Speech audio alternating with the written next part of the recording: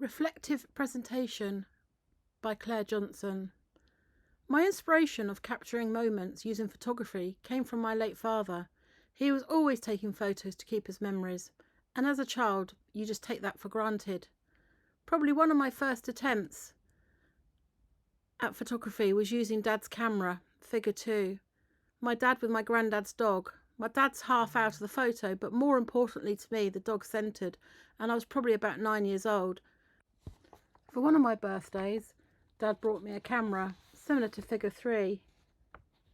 You had to send the film off to be developed, and then wait excitedly for the thud when the postman delivered them back. Most of the time, disappointingly, they were fuzzy or dark, but it was still amazing to open that packet and see what you had created. That's why I love Diane Airbus's quote, "I've never taken a picture that I intended." Reading about Ronald Barthes looking at old photo of his mother after a death, trying to find a familiar face in the photos of his young mother, reminds me of doing the same with my dad. He had Parkinson's and slowly declined from it. My dad had come to live with us, and I was his main carer, so photos were a useful tool in seeing how he had declined. But you're consumed with the now of Dad's failing body. You forget about yesteryear. Dad who worked, did barbecues, took you to see the planetarium in London, till you open one of his many photo albums, and there in a picture your brain reboots to remembering those happier times. The photo of a friend who is a retired wing commander walking in front of my father's hearse. Even though it's a sad photo, because the hearse is carrying my dad, but it reminds me of one of my proudest achievements, organising his funeral and celebrating his life. Figure 7, the photo of Dad sitting with the children on the sofa, we didn't find till after his death, but it must have been taken 4 to 5 years before. But we found it in his stuff in a memory card still in the camera, so photographs can play a huge part in helping to ease the pain of losing a loved one after their death. My early cameras were point and click, but I still had the photography bug, and I always loved to record memories. Unfortunately, all my old photos are in storage at the moment. My next camera was a Canon 5D Mark II. I read the instruction book from cover to cover, making notes. I did several courses to get off auto onto manual settings, one being a course run by the local college. It wasn't well taught, but this introduced me to the American photographer Scott Kelby and his range of books. They're short and sweet and to the point, and are good for referencing, and also written with a sense of humour. I learnt a lot through the books and his online magazine. This was still while Dad was alive and the children younger, so I didn't have much time or brain space to learn, but bit by bit I did learn something that worked or not, and the advice of photographers is practice, practice, practice. One of the first technical photography I did was HDR, high dynamic range. You take 3 or 9 photos of the same subject, taken at different exposures, and then with the help of post-processing software, they're magically mixed together, just like that envelope coming through the front door. I set up a home studio to take photos from my older daughter for her GCSE art. She asked me to do a series of portrait pictures using low lighting. And this is where Scott Kelby's humour comes in his quote, "I tell my students to never do this in a dark studio by yourself late at night, because it could totally freak you out seeing that creepy disembodied floating head out by itself." I practiced on manual settings, getting the shutter speeds right, using my youngest daughter competing in one-day events or show jumping. Figure 12. Trying to capture in the picture elements of the horse moving, but in a still photograph.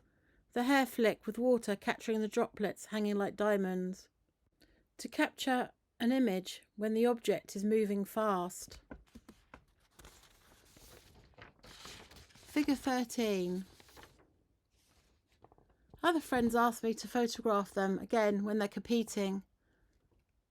In this collection of photos, One of the horses here, the one dancing with its tail up in the air, is the late Queen's ex-racehorse. The rider retrains ex-racehorses for dressage and has competed him to a very high level.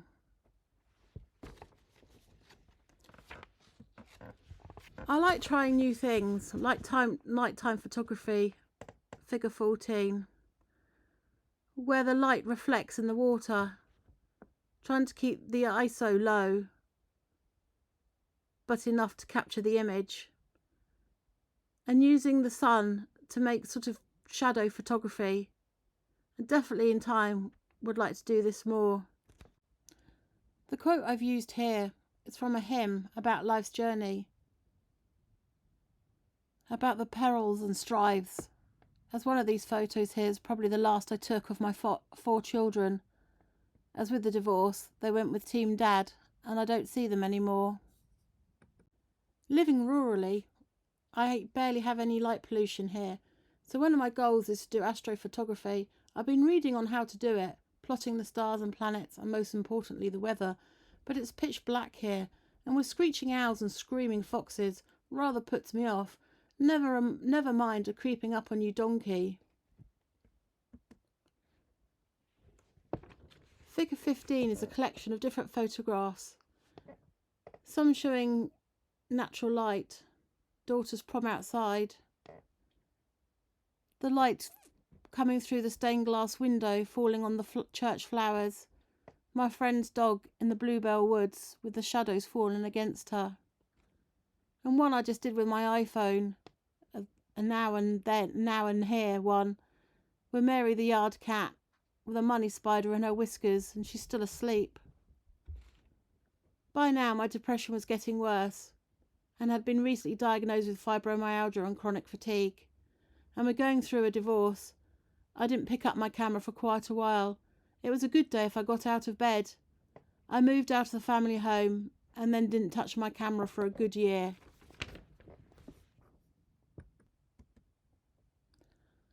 My depression was so severe I had to be admitted into hospital, and then after counselling with the crisis team, one thing they make you do and try and engage you in life again is writing down or talking about your hobbies. They all said how my face lit up when I spoke about photography.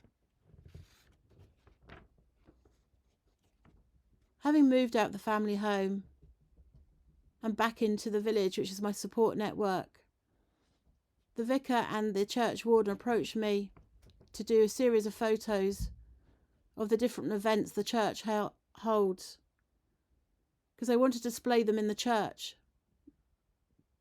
But then also the history club, the village history club, wanted to archive them to keep them for the future. So in figure 16, I've captured sort of Harvest Festival, a fundraiser for Coronation, which was Bubbles and Bangers, the parade of Remembrance Day, walking from the church to the village hall, which is a memorial hall, and the vicar and two ladies with kneelers. These are prayer kneelers, but they'd been embroidered to celebrate the King's coronation. And then the middle photograph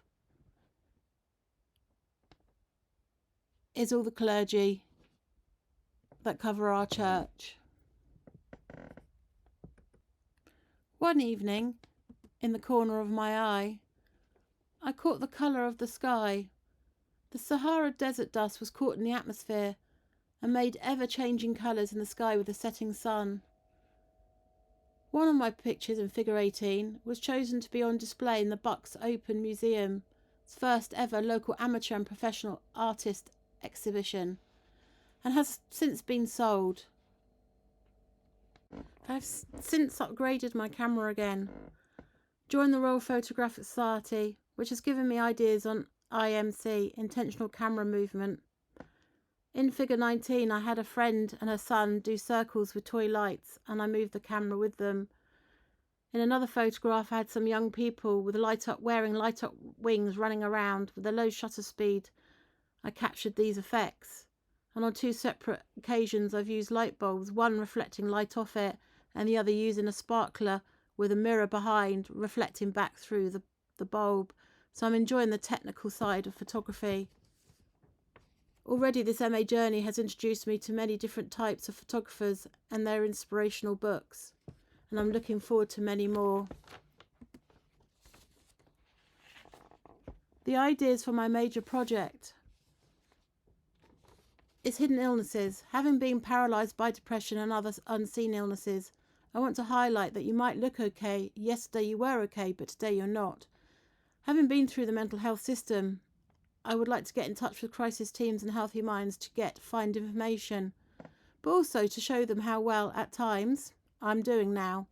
I know mental health is a buzzword at the moment, and a lot is being done to highlight it. By my experience as a patient, even in the medical field, there is a lot more for people to learn on how to treat and talk to sufferers. Tara Way's book, Too Tired for Sunshine, words are perfect. The book is made up of photos that people took to reflect their depression. I want to research books about photographers who've taken photos about people being depressed in their depressive manic moments, and how patients also use cameras as an aid in recovery. So my journey continues, and it's an exciting time.